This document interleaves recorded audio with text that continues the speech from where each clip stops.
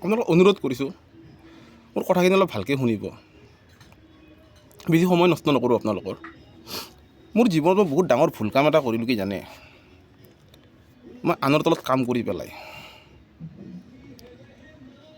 মোৰ যোনটো যে অৱস্থা বৰ্তমান বহুত বেয়া পৰিস্থিতি মোৰ। কিন্তু পৰিস্থিতি মোৰ ভাল হ'লে হয় যদি মই নিজৰ যদি ব্যৱসায় এটা যদি কৰিলোঁ যদি হয়। আজি কি হ'ল যে মই বেলেগৰ তলত যে মই 20 বছৰৰ ওপৰত কাম কৰি ল'লোঁ, কিন্তু একো জীৱনটোত একো কৰিব নোৱাৰিলোঁ। মোক কোনো নক'লেই বা মোক কোনো নুবুজালেই যে বেলেগৰ তলত কাম কৰি পেলাই জীৱনত একো কৰিব নোৱাৰি। সেইকাৰণে এতিয়া চেষ্টা কৰিছোঁ কিবা এটা নিজৰ কৰাৰ কাৰণে, আৰু অতি সোনকালে মই কিবা নিজৰ এটা কৰিম। সৰু সুৰাকৈ হ'লেও কিবা ব্যৱসায় এটা কৰিম মই। কিয় বজাৰখনত কাম কৰি এটা বস্তু গম পালোঁ যে গুৱাহাটী চহৰখনত আমি ব্যৱসায় কৰাটো কোনো ডাঙৰ কথা নহয়। আমি বহুত কম টকা খৰচ কৰি পেলাই আপুনি দৈনিক আপুনি ভাল টকা এটা উপাৰ্জন কৰিব পাৰিব, কিবা ভাল এটা লাভ দেখা পাব আপুনি। ডাঙৰ ব্যৱসায়টো ডাঙৰ ব্যৱসায়ীয়ে, ডাঙৰ ব্যৱসায় কৰাৰ মোৰ সক্ষমতা নাই বৰ্তমান। কিন্তু এনেকুৱা নহয় যে মই পিছলৈকে মই নকৰিম। কিয় যেতিয়া এটা বান্ধি লৈছোঁ যে কথা ভাবি লৈছোঁ যে কিবা ব্যৱসায় এটা কৰিমেই। কিয় যে অসমীয়া ল'ৰা হয়, লগতে অসমৰ খিলঞ্জীয়া ল'ৰা হয়। যদি অসমখনত যদি একো যদি কৰিব যদি নোৱাৰোঁ, তেতিয়া অসমীয়াৰ কাৰণে বহুত ডাঙৰ লাজৰ কথা। খালি মোৰ ক্ষেত্ৰতে নকওঁ, যিমানবোৰ অসমীয়া ল'ৰাই বৰ্তমান মানে অসমখনতে নিজকে নিবনুৱা বুলি চিঞৰি আছে বা কাম নাই বুলি চিঞৰি আছে, তো তেওঁলোককো মই কথাটো কওঁ, যদি আমি অসমীয়া ল'ৰা সেইখিনি অসমখনত যদি একো যদি কৰিব নোৱাৰোঁ, তেতিয়া বহুত ডাঙৰ লাজৰ কথা আমাৰ অসমীয়াৰ কাৰণে। কিয় কি এটা বস্তু হৈছে মই গুৱাহাটীখনত বেলেগ ৰাজ্যৰ পৰা মানুহবিলাকে আহি কিনে আত্মনিৰ্ভৰ স্বাৱলম্বী হৈ আছে।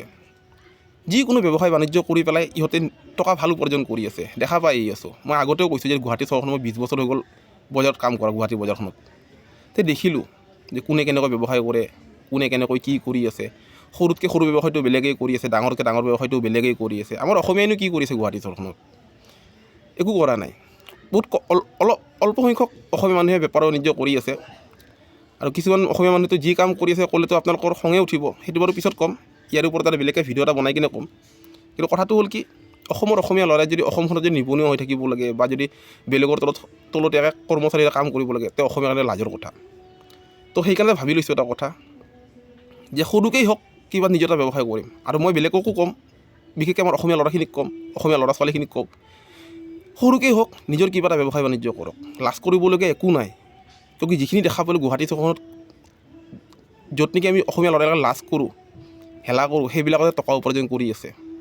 বেলেগ ৰাজ্যৰ পৰা বেলেগ মানুহবিলাকে আহি পেলাই, বেলেগ সম্প্ৰদায়ৰ মানুহবিলাকে আহি কিনে, মানে গুৱাহাটী চহৰ এনেকুৱা এটা জেগা নহয় আপোনাৰ পেলনীয়া সামগ্ৰীটো আপোনাৰ উপাৰ্জন কৰিব পাৰি।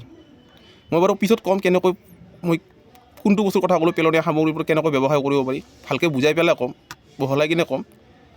কিন্তু মই এইখিনিয়ে কওঁ যে অসমীয়া ল'ৰাই বেলেগৰ তলত কৰ্মচাৰী হিচাপে কাম কৰাত কৰি নিজৰ কিবা এটা কৰক।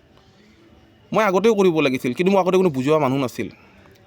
মোক যদি কোনো আগতে যদি বুজালে যদি হয় যে বেলেগৰ তলত কাম কৰি কিনে একো লাভ নাই, জীৱনটো একো কৰিব নোৱাৰিব, তে মই নিজৰ কিবা এটা কৰিলোঁ হয়। আৰু যেতিয়ালৈকে বুজি পাইছিলোঁ বহুত দেৰি হৈ গ'ল। তথাপি ইমান দেৰিও হোৱা নাই যে মই কিবা এটা কৰিব নোৱাৰিম। কিবা না কিবাটো কৰি ল'ব পাৰিমেই, কিবা না কিবা এটা কৰিমেই।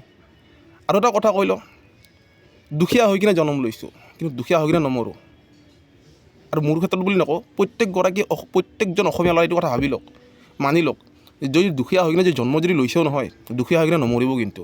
আৰু দুখীয়া হৈ কিনে জন্ম লৈ কিনে দুখীয়া হৈ কিনে যদি মৰে নহয়, বহুত লাজৰ কথা হ'ব অসমীয়াৰ কাৰণে। কিয় যদি ভুল যদি কৈছোঁ ক্ষমা কৰি দিব। ধন্যবাদ।